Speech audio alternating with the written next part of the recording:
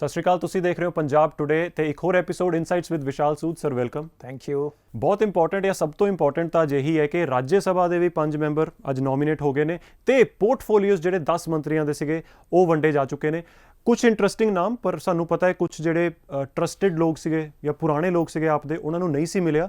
But ਜਿਹੜੇ ਹੋਰ ਪੁਰਾਣੇ ਲੋਕ ਹੈ, ਮੀਤ ਹੇਅਰ ਵਰਗੇ ਹੋ ਗਏ, ਹਰਪਾਲ ਵਰਗੇ ਹੋ ਗਏ, ਹਰਪਾਲ ਸਿੰਘ ਚੀਮਾ ਵਰਗੇ ਹੋ ਗਏ, ਉਹਨਾਂ ਨੂੰ ਇੰਪੋਰਟੈਂਟ ਪੋਰਟਫੋਲੀਓਜ਼ ਮਿਲ ਗਏ ਨੇ। ਤੇ ਸਾਰੀ ਡਿਵੀਜ਼ਨ ਨੂੰ ਸਰ ਕਿਸ ਤਰ੍ਹਾਂ ਦੇਖਦੇ ਹੋ?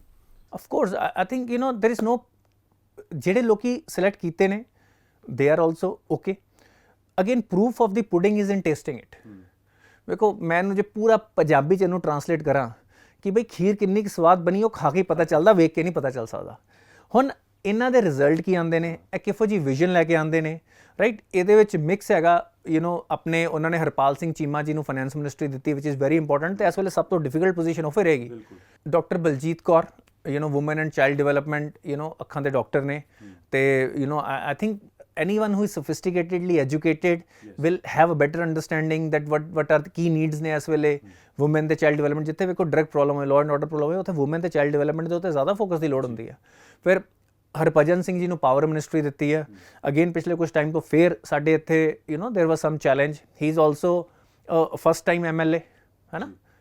ਉਸ ਤੋਂ ਅਗਲੀ ਉਹਨਾਂ ਨੇ doctor Vijay Singla, very popular figure in Mansa, a dentist, he has been given health ministry. Again one major problem area for our country, है ना, for our state, sorry, Punjab ਦੇ ਲਈ ਇੱਕ ਮੇਜਰ ਪ੍ਰੋਬਲਮ ਏਰੀਆ।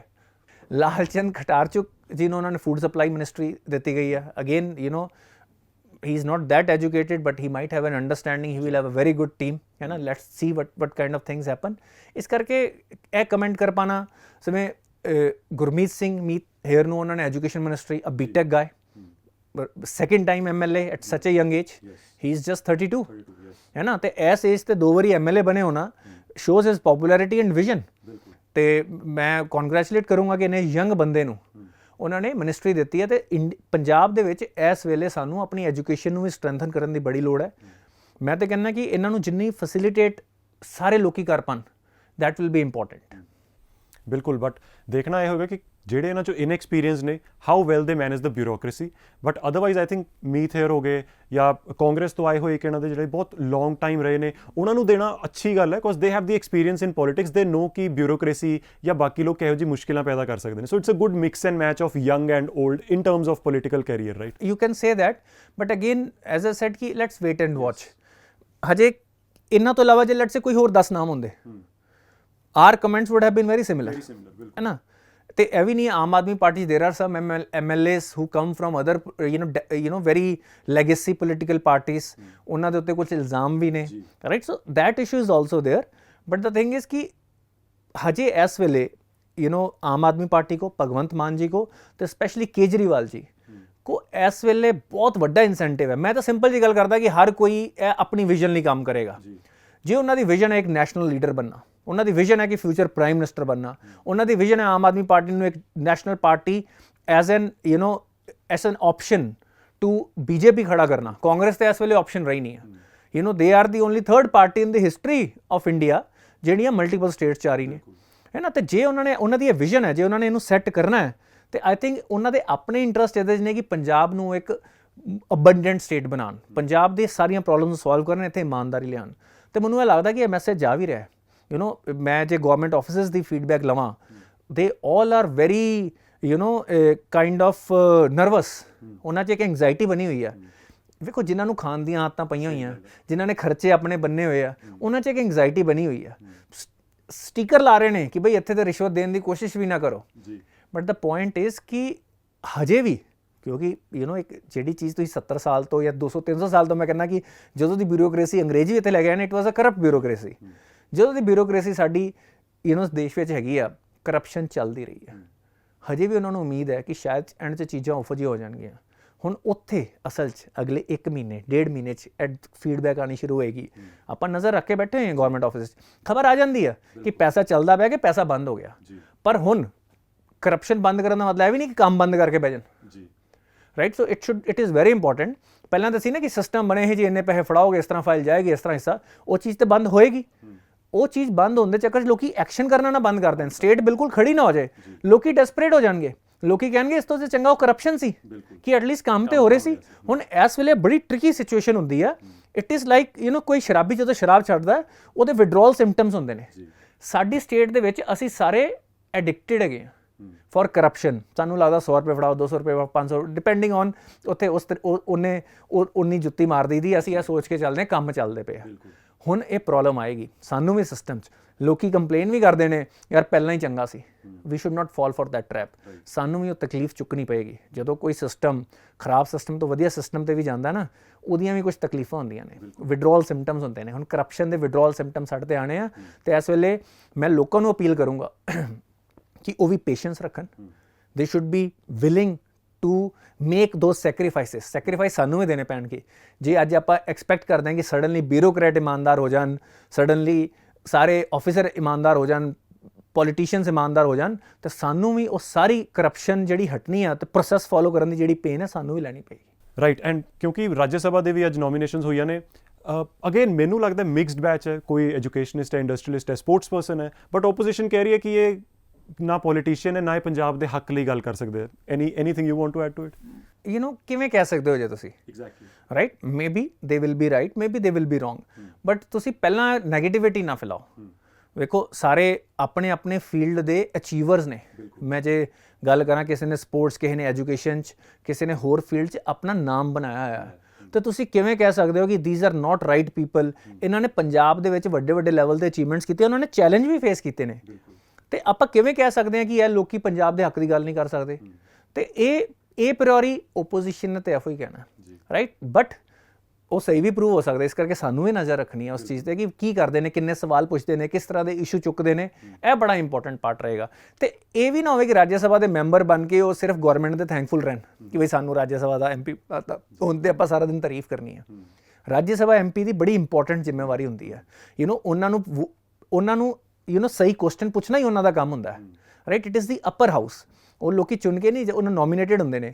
ਉਹ ਨੋਮੀਨੇਸ਼ਨ ਤੁਹਾਡੇ ਤੇ ਆਸਾਨ ਨਹੀਂ ਹੈ। You are achievers. ਤੁਹਾਡੀ ਮੇਨ ਰਿਸਪੌਂਸਿਬਿਲਿਟੀ ਹਜੇ ਵੀ ਹੈ ਕਿ ਪੰਜਾਬ ਦੇ ਲੋਕਾਂ ਦੀ ਗੱਲ ਕਰਨਾ। ਆਈ ਹੋਪ ਕਿ ਸਾਡੇ ਇਹ 5 ਰਾਜ ਸਭਾ MP ਜਿਹੜੇ ਬਣੇ ਨੇ ਇਹ ਬੈਲੈਂਸ ਬਣਾ ਪਾਉਣ। ਰਾਈਟ। ਸੋ ਸਰ ਅੱਗੇ ਵਧਦੇ ਹਾਂ। ਤੇ ਕਿਉਂਕਿ ਹੁਣ ਓਬਵੀਅਸਲੀ ਯੂਕਰੇਨ ਰਸ਼ੀਆ ਕਰਕੇ ਬਹੁਤ ਸਾਰੇ ਇੰਟਰਨੈਸ਼ਨਲ ਰਿਲੇਸ਼ਨਸ ਚੇਂਜ ਹੋ ਰਹੇ ਨੇ।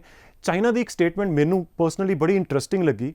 ਉਹ ਕਹਿ ਰਿਹਾ ਹੈ ਕਿ US ਜੋ ਇੰਡੋ ਪੈਸੀਫਿਕ ਰੀਜਨ 'ਚ ਕਰ ਰਿਹਾ ਹੈ, it is similar to what NATO has been doing Europe ਦੇ ਵਿੱਚ close to Russia. So are they pointing towards something ਜਾਂ ਆਪਣੇ ਫਿਊਚਰ ਦੀ ਗੱਲ ਕਰ ਰਹੇ ਹੈ? ਬੇਸਿਕਲੀ ਆਈ ਥਿੰਕ ਉਹਨਾਂ ਦਾ ਰਿਮਾਰਕ ਉਹਨਾਂ ਦੇ ਫੋਰਨ ਮਿਨਿਸਟਰ ਦਾ ਵਾਈਲ ਹੀ ਵਾਜ਼ ਐਡਰੈਸਿੰਗ ਸਮ ਯੂਨੀਵਰਸਿਟੀ ਇਨ ਚਾਈਨਾ, ਉਹ ਇਹ ਕਹਿ ਰਹੇ ਨੇ ਕਿ I think he is ਰੈਫਰਿੰਗ towards Quad, ਜਿਹੜਾ ਇੰਡੋ ਪੈਸੀਫਿਕ 'ਚ ਕੁਆਡ ਹੋ ਰਿਹਾ ਜਾਂ ਤਾਈਵਾਨ 'ਚ ਜੋ US ਦੀ ਇੰਟਰਵੈਂਸ਼ਨ ਹੈ। ਤੇ ਉਹ ਇਹ ਕਹਿ ਰਹੇ ਨੇ ਕਿ ਬਈ ਰਾਈਟ ਨਾ ਉਹਨਾਂ ਨੂੰ ਇੱਕ ਮੌਕਾ ਮਿਲ ਗਿਆ ਕਿ ਜਿਹੜਾ NATO ਦੀ ਐਕਸਪੈਂਸ਼ਨ ਦਾ ਮੁੱਦਾ ਹੈ ਉਹਦੇ ਉੱਤੇ ਕਾਫੀ ਵਰਲਡ ਵਿੱਚ US ਨੂੰ ਕ੍ਰਿਟਿਸਿਜ਼ਮ ਵੀ ਝੇਲਣੀ ਪੈ ਰਹੀ ਹੈ। ਹਾਲਾਂਕਿ ਇਟ ਇਜ਼ US ਇੰਨਾ ਇਨਫਲੂਐਂਸ਼ੀਅਲ ਹੈ, ਜ਼ਿਆਦਾਤਰ ਜਿਹੜੀਆਂ ਵੀ ਲੱਗੀਆਂ ਨੇ, ਬੇਸਿਕਲੀ ਰਿਸਟ੍ਰਿਕਸ਼ਨਸ ਲੱਗੀਆਂ ਨੇ, ਜਿਹੜੀਆਂ ਸੈਂਕਸ਼ਨਸ ਲੱਗੀਆਂ ਨੇ ਜ਼ਿਆਦਾਤਰ ਉਹ ਰਸ਼ੀਆ ਦੇ ਖਿਲਾਫ ਲੱਗੀਆਂ ਨੇ। But still lot of people globally there are ਕਾਫੀ ਦੇਸ਼ ਇਹ ਕਹਿ ਰਹੇ ਨੇ ਕਿ US ਇਜ਼ ਨਾਟ ਡੂਇੰਗ the right thing. Even Pakistan ਵੱਲੋਂ ਵੀ ਸਿਮਿਲਰ ਰਿਮਾਰਕਸ ਆਏ ਨੇ ਕਿ ਬਈ why you are putting sanctions and why you are expanding. ਸਿਰਫ ਇੱਕ ਪਾਸੇ ਦੀ ਸਿਕਿਉਰਿਟੀ ਦੇ ਨਾਲ ਨਹੀਂ, ਤੁਸੀਂ ਦੂਜੇ ਦੇਸ਼ ਦੀ ਵੀ ਸਿਕਿਉਰਿਟੀ ਹੋਣੀ ਜ਼ਰੂਰੀ ਹੈ। ਜਿੰਨੀ you Kant go for your absolute security ਤੇ ਦੂਜੇ ਦੇਸ਼ ਦੀ ਸਿਕਿਉਰਿਟੀ ਤੁਸੀਂ ਇਗਨੋਰ ਕਰ ਦਿਓ। ਤੇ ਇਸ ਸਿਚੁਏਸ਼ਨ ਦਾ ਚਾਈਨਾ ਹਮੇਸ਼ਾ ਹੀ ਸਟ੍ਰੈਟੇਜਿਕਲੀ ਵਧੀਆ ਪਲੇ ਕਰਦਾ ਹੈ ਗਲੋਬਲੀ ਪਿਛਲੇ ਕੁਝ ਟਾਈਮ ਤੋਂ। ਉਹਨਾਂ ਨੇ ਆਈ ਥਿੰਕ ਉਹਨਾਂ ਦੀ ਵੀ foreign ਮਿਨਿਸਟਰੀਜ਼ they have very sharp people. ਉਹਨਾਂ ਨੇ ਸਹੀ ਮੌਕੇ 'ਤੇ ਇੱਕ ਸਟੇਟਮੈਂਟ ਦਿੱਤੀ ਹੈ। ਉਹਨਾਂ ਨੇ ਇਸ ਵੇਲੇ ਜਦੋਂ NATO ਦੀ ਪਰਸੈਪਸ਼ਨ ਗਲੋਬਲੀ ਲੋਐਸਟ ਹੈ, ਐਜ਼ ਐਨ ਇੰਪੀਰੀਅਲਿਸਟ ਫੋਰਸ ਵਾਂਗੂ ਉਹਨੂੰ ਵੇਖਿਆ ਜਾ ਰਿਹਾ ਹੈ, ਉਹਨਾਂ ਨੇ ਕੁਆਡ ਨੂੰ ਉਹਦੇ ਨਾਲ ਕੰਪੇਅਰ ਕੀਤਾ ਹੈ। ਸਾਨੂੰ ਇਸ ਕੰਪੈਰੀਜ਼ਨ ਤੋਂ ਬਚਣਾ ਹੈ। ਕੁਆਡ ਇਸ ਵੇਲੇ ਬਹੁਤ ਕ੍ਰਿਟੀਕਲ ਹੈ ਕਿਉਂਕਿ ਜੇ ਮੈਂ ਪਿਛਲੇ 3 ਮਹੀਨੇ ਨੂੰ ਛੱਡਦਾ ਜਦੋਂ ਦਾ ਯੂਕਰੇਨ ਰਸ਼ੀਆ ਕ੍ਰਾਈਸਿਸ ਅੱਗੇ ਆਇਆ, ਚਾਈਨਾ ਨੇ ਪਿਛਲੇ ਕੁਝ ਟਾਈਮ ਤੋਂ ਆਪਣੇ ਆਸ-ਪਾਸ ਦੇ ਰੀਜਨ ਦੇ ਵਿੱਚ ਹਰ ਨੇਬਰਿੰਗ ਕੰਟਰੀ ਦੇ ਨਾਲ ਟੈਰੀਟੋਰੀਅਲ ਡਿਸਪਿਊਟ ਕੀਤੇ ਸੀ, ਭਾਵੇਂ ਉਹ ਸੀ ਰੂਟ ਸਨ, ਭਾਵੇਂ ਉਹ ਜ਼ਮੀਨ ਸੀ, ਭਾਵੇਂ ਆਈਲੈਂਡ ਸਨ। ਉਹਨਾਂ ਦੇ ਹਰ ਦੇਸ਼ ਨਾਲ ਡਿਸਪਿਊਟਸ ਚੱਲਦੇ ਪਏ ਸੀ। So it was seen as an aggressor. ਬਲਕਿ US ਦੇ ਇਸ ਐਕਸ਼ਨ ਨੇ ਚਾਈਨਾ ਨੂੰ ਬਲਕਿ ਇੱਕ ਪੋਜ਼ਿਟਿਵ ਲਾਈਟ 'ਚ ਕੰਪੈਰੀਟਿਵਲੀ ਖੜਾ ਕਰਤਾ ਹੈ। But we should not fall for this comparison. India ਨੂੰ ਕੁਆਡ ਦਾ ਮੈਂਬਰ ਬਣਨਾ ਚਾਹੀਦਾ ਹੈ। We should ally with forces ਜਿਨ੍ਹਾਂ ਦੇ ਇੰਟਰਸਟ ਸਾਡੇ ਨਾਲ ਸਿਮਿਲਰ ਨੇ। ਪਰ ਐਟ ਦੀ ਸੇਮ ਟਾਈਮ ਜਿਹਦੀ ਪ੍ਰੇਜ਼ ਇਨਫੈਕਟ ਇਮਰਾਨ ਖਾਨ ਨੇ ਵੀ ਕੀਤੀ ਹੈ ਕਿ our foreign policy has been independent. Quad ਦੇ ਹੋਣ ਦੇ ਕਾਰਨ ਸਾਡੇ ਤੇ ਕੋਈ ਪ੍ਰੈਸ਼ਰ ਨਹੀਂ ਹੈ, ਕੋਈ ਮਜਬੂਰੀ ਨਹੀਂ ਹੈ ਕਿ ਅਸੀਂ US ਦਾ ਰਸ਼ੀਆ ਦੇ ਖਿਲਾਫ ਸਾਥ ਦੇਣਾ ਹੈ। So I think India is playing its card well and Russia is also playing its card well. ਉਹਨਾਂ ਨੇ ਇਸ ਵੇਲੇ ਨੈਟੋ ਨਾਲ ਕੰਪੈਰੀਜ਼ਨ ਕਰਕੇ ਕੁਆਡ ਦਾ ਜਿਹੜੀ ਪਰਸੈਪਸ਼ਨ ਹੈ ਉਹ ਖਰਾਬ ਕਰਨ ਦੀ ਕੋਸ਼ਿਸ਼ ਕੀਤੀ ਹੈ। ਬਿਲਕੁਲ, ਮੈਨੂੰ ਇਹ ਤਾਂ ਹੀ ਇੰਟਰਸਟਿੰਗ ਲੱਗੀ ਸੀ ਕਿ ਤਾਈਵਾਨ ਵੱਲ ਵੀ ਥੋੜਾ ਇਸ਼ਾਰਾ ਹੈ, ਆਪਣੀ ਜਸਟੀਫਿਕੇਸ਼ਨ ਵੀ ਹੈ। And yes, no doubt India ਦੀ ਪੋਜੀਸ਼ਨ ਇਸ ਸਾਰੇ ਵਿੱਚ ਸਟਰੋਂਗਰ ਹੀ ਹੋ ਰਹੀ ਹੈ, ਬਿਕੋਜ਼ ਈਵਨ ਕੁਆਡ ਦੀ ਜਿਹੜੀ ਲਾਸਟ ਮੀਟਿੰਗ ਹੋਈ ਹੈ ਉਹਨੇ ਇੰਡੀਆ ਨੂੰ ਕਿਹਾ ਵੀ ਅੰਡਰਸਟੈਂਡ, ਵੀ ਅਸੀਂ ਸਹਿਮਤ ਹਾਂ ਕਿ ਤੁਸੀਂ ਰਸ਼ੀਆ ਦੇ ਅਗੇਂਸਟ ਕਿਉਂ ਨਹੀਂ ਜਾ ਰਹੇ। ਐਂਡ ਇੰਡੀਆ ਦੋਨੋਂ ਪਾਸੇ ਵਿਨ ਵਿਨ ਹੋ ਗਿਆ, ਹੁਣ ਰਸ਼ੀਆ ਵੱਲ ਵੀ US ਵੱਲ ਵੀ। ਦੇਖੋ ਸਸਤਾ ਆਇਲ ਵੀ ਲੈ ਲਿਆ ਸੀ, ਠੀਕ ਹੈ ਨਾ, ਨਿਊਟਰਲ ਸਟਾਂਸ ਵੀ ਰੱਖਿਆ, Russia wood be happy with us. ਦੇਖੋ ਇੱਕ ਤੇ ਸਾਹਮਣੇ ਤੁਸੀਂ ਉਹਨਾਂ ਦੇ ਖਿਲਾਫ ਵੋਟ ਨਹੀਂ ਕੀਤੀ, ਇੱਕ ਉਹਨਾਂ ਤੁਸੀਂ ਆਇਲ ਖਰੀਦ ਰਹੇ ਹੋ, you are supporting their economy. US has no option but to support, ਕਿਉਂਕਿ ਉਹਨਾਂ ਨੂੰ ਇਸ ਵੇਲੇ ਚਾਈਨਾ ਨਾਲ ਵੀ ਪੰਗੇ ਲੈਣੇ ਆ ਤੇ ਕਾਊਂਟਰਵੇਟ ਸਿਰਫ ਇੰਡੀਆ ਬਣਦਾ ਹੈ। ਇੰਡੀਆ ਇਸ ਵੇਲੇ ਬੜੀ ਯੂਨੀਕ ਜੀਓਪੋਲੀਟੀਕਲ ਸਿਚੁਏਸ਼ਨ ਤੇ ਬੈਠਾ ਹੋਇਆ ਹੈ। ਇਸ ਐਡਵਾਂਟੇਜ ਨੂੰ ਲੈ ਕੇ ਸਾਨੂੰ ਅੱਗੇ ਚੱਲਣਾ ਚਾਹੀਦਾ ਹੈ ਤੇ ਹੋਪਫੁਲੀ ਮੈਂ ਹਜੇ ਤੱਕ ਤੇ ਮੈਨੂੰ ਲੱਗਦਾ ਕਿ ਆਪਾਂ ਕਰਦੇ ਵੀ ਪਏ ਹਾਂ। ਸਾਡੀ ਫੋਰਨ ਮਿਨਿਸਟਰੀ, ਸਾਡੀ ਜਿਹੜੀ ਐਕਸਟਰਨਲ ਅਫੇਅਰਸ ਮਿਨਿਸਟਰੀ ਹੈ, ਉਹਦੀ ਪੋਲਿਸੀ ਇਸ ਵੇਲੇ ਬਹੁਤ ਹੀ ਸਟੀਕ ਤੇ ਬਹੁਤ ਹੀ ਫੋਰਸਾਈਟਡ ਹੋਣ ਦੀ ਲੋੜ ਹੈ ਤੇ ਇੰਡੀਆ ਇਸ ਵੇਲੇ ਬਹੁਤ ਅੱਗੇ ਵੱਧ ਸਕਦਾ, specially with the influence in the reason. ਤੇ ਬਿਲਕੁਲ, ਕਿਉਂਕਿ ਤੁਸੀਂ ਜ਼ਿਕਰ ਵੀ ਕੀਤਾ, ਮੇਰਾ ਅਗਲਾ ਸਵਾਲ ਇਹੀ ਹੋਣ ਵਾਲਾ ਸੀਗਾ ਕਿ ਇਮਰਾਨ ਖਾਨ ਵੈਸੇ ਆਪਣੀ ਕੁਰਸੀ ਉਹਨਾਂ ਦੇ ਖਤਰੇ 'ਚ ਹੈ, but he has very clearly told his people ਕਿ ਇੰਡੀਆ ਫੋਰਨ ਪਾਲਿਸੀ 'ਚ ਬਹੁਤ ਸਮਾਰਟ ਪਲੇ ਕਰ ਰਿਹਾ and it is pro people. I think ਇਸ ਵੇਲੇ ਉਹਨਾਂ ਦੀ ਇੰਟਰਨਲ ਪੋਲਿਟਿਕਸ ਨੇ ਉਹਨਾਂ ਨੂੰ ਫੋਰਸ ਕੀਤਾ ਹੈ, because he was comparing his policies with Narendra Modi's policies, because it is being, ਦੇਖੋ ਇੰਡੀਆ ਸਾਡੀ ਓਪੋਜੀਸ਼ਨ ਨੂੰ ਛੱਡਦਾ ਜਾਵੇ ਤੇ ਇੰਡੀਆ ਦੀ ਫੋਰਨ ਪਾਲਿਸੀ ਦੀ ਪੂਰੀ ਦੁਨੀਆ ਤਾਰੀਫ ਕਰਦੀ ਪਈ ਹੈ and we are working for ਆਪਾਂ ਆਪਣੀ ਨੇਸ਼ਨ ਦੇ ਇੰਟਰਸਟ ਇਸ ਵੇਲੇ ਬੈਟਰ ਪ੍ਰੋਟੈਕਟ ਕਰ ਪਾ ਰਹੇ ਹਾਂ ਡਿਸਪਾਈਟ ਵਟਐਵਰ ਇੰਟਰਨਲ ਮੀਡੀਆ ਔਰ ਓਪੋਜੀਸ਼ਨ ਮਾਈਟ ਸੇ। ਇਸ ਮਾਮਲੇ 'ਚ ਅਸੀਂ ਰਿਲੇਟਿਵਲੀ ਬੈਟਰ ਕਰਦੇ ਪਏ ਹਾਂ। ਹੁਣ ਦੂਜੀ ਗੱਲ ਹੈਗੀ ਕਿ ਤੁਸੀਂ ਕਹਿ ਰਹੇ ਹੋ ਜੀ ਇਮਰਾਨ ਖਾਨ ਜੀ ਦੀ ਕੁਰਸੀ ਖਤਰੇ 'ਚ ਹੈ, ਜਿਹੜਾ ਉੱਥੋਂ ਦਾ ਕੀ ਪਲੇਅਰ ਹੈ ਨਾ, ਹਜੇ ਤਾਂ ਉਹਨਾਂ ਨੇ ਪੱਤੇ ਨਹੀਂ ਖੋਲੇ। ਪਾਕਿਸਤਾਨ ਦੇ ਵਿੱਚ ਕੋਈ ਵੀ ਸਿਚੁਏਸ਼ਨ ਦਾ ਕੀ ਪਲੇਅਰ ਹੁੰਦਾ ਹੈ, ਆਰਮੀ। ਤੇ ਜਿਨ੍ਹਾਂ ਦੇ ਘਰ ਇਹ ਪਹਿਲੀ ਵਾਰੀ ਨਹੀਂ ਹੋਇਆ ਇਮਰਾਨ ਖਾਨ ਦੀਆਂ ਸੀਟਾਂ ਘੱਟ ਨੇ ਜਾਂ ਉਹਨਾਂ ਦੇ ਕੁਝ MPs ਕਿਤੇ ਕਿਸੇ ਰਿਜ਼ੋਰਟ ਵਿੱਚ ਰੁਕੇ ਹੋਏ ਨੇ ਤੇ they will vote against it, ਜਿਨ੍ਹਾਂ ਨੇ ਹੂ ਆਰ ਜਿਨ੍ਹਾਂ ਨੇ ਇਸ ਵੇਲੇ ਓਪੋਜ਼ ਕਰਦੇ ਪਏ ਨੇ। But this is not happen for the first time. ਜੇ ਸਮਹਾਉ ਆਰਮੀ ਦੀ ਸਪੋਰਟ ਇਮਰਾਨ ਖਾਨ ਲੈ ਪਾਏ, ਦੇ ਵਿਲ ਸਰਵਾਈਵ। ਉੱਥੇ real power lies with army. ਹੁਣ ਤੇ ਉੱਥੋਂ ਦੇ ਮੰਤਰੀਆਂ ਨੇ ਜਾ ਕੇ ਪ੍ਰੈਜੈਂਟੇਸ਼ਨ ਦੇਣੀ ਆ ਕਿ ਹਾਊ ਦੇ ਵਿਲ ਪ੍ਰੋਟੈਕਟ ਔਰ enhance the interests of army. ਇਸ ਵੇਲੇ ਉਹਨਾਂ ਦੇ ਇੱਥੇ it is not like India ਔਰ ਅ ਟਰੂ ਡੈਮੋਕ੍ਰੇਸੀ। ਉੱਥੇ ਜਾ ਕੇ ਉੱਥੋਂ ਦੇ ਪ੍ਰਾਈਮ ਮਿਨਿਸਟਰ ਨੇ ਜਾਂ ਜਿਹੜੀ ਪਾਰਟੀ ਪਾਵਰ 'ਚ ਆਉਣਾ ਚਾਹੁੰਦੀ ਆ, ਉਹ ਉੱਥੋਂ ਦੇ ਜਨਰਲਸ ਨੂੰ ਪ੍ਰੈਜੈਂਟੇਸ਼ਨ ਦਿੰਦੀ ਹੈ ਕਿ ਅਸੀਂ ਆਰਮੀ ਦੇ ਲਈ ਇਹ ਸਹੂਲਤਾਂ ਕਰਾਂਗੇ, ਆਰਮੀ ਨੂੰ ਇਸ ਤਰ੍ਹਾਂ ਫੈਸਿਲਿਟੇਟ ਕਰਾਂਗੇ ਤੇ ਜ਼ਿਆਦਾ ਇੰਟਰਫੇਅਰ ਨਹੀਂ ਕਰਾਂਗੇ। So there the game is very different. So the real power play lies in the hands of generals over there, not with the politicians. So it's not over till it's over. Imran Khan ਦੇ ਕੋਲ ਹਮੇਸ਼ਾ ਅਗਲੇ at least ਅਗਲੇ ਕੁਝ future ਲਈ ਹਮੇਸ਼ਾ ਉਹਨਾਂ ਲਈ ਮੇਜਰ ਥਿੰਗ ਹੈ ਕਿ ਕੀ ਉਹ ਜਨਰਲ ਨੂੰ ਕਨਵਿੰਸ ਕਰ ਪਾਉਂਦੇ ਆ ਕਿ ਆਈ ਐਮ ਦੀ ਰਾਈਟ ਗਾਈ ਫॉर them। ਓਪੋਜੀਸ਼ਨ ਲੀਡਰਸ ਨੇ ਜਿਹੜੇ ਓਪੋਜ਼ ਕਰਦੇ ਉਹਨਾਂ ਨੇ ਕੀ ਕਿਹਾ ਕਿ ਇਮਰਾਨ ਖਾਨ ਨੇ ਸਾਡੇ ਜਨਰਲਸ ਦੀ ਬੇਇੱਜ਼ਤੀ ਕੀਤੀ, ਸਾਡੀ ਆਰਮੀ ਦੀ ਬੇਇੱਜ਼ਤੀ ਕੀਤੀ। ਉਹਨਾਂ ਨੇ ਵੀ ਤਾਂ ਇਹੋ ਪਲੀ ਲੈ ਰਹੇ ਨੇ, because real power lies with the army. Right, ਬਿਲਕੁਲ।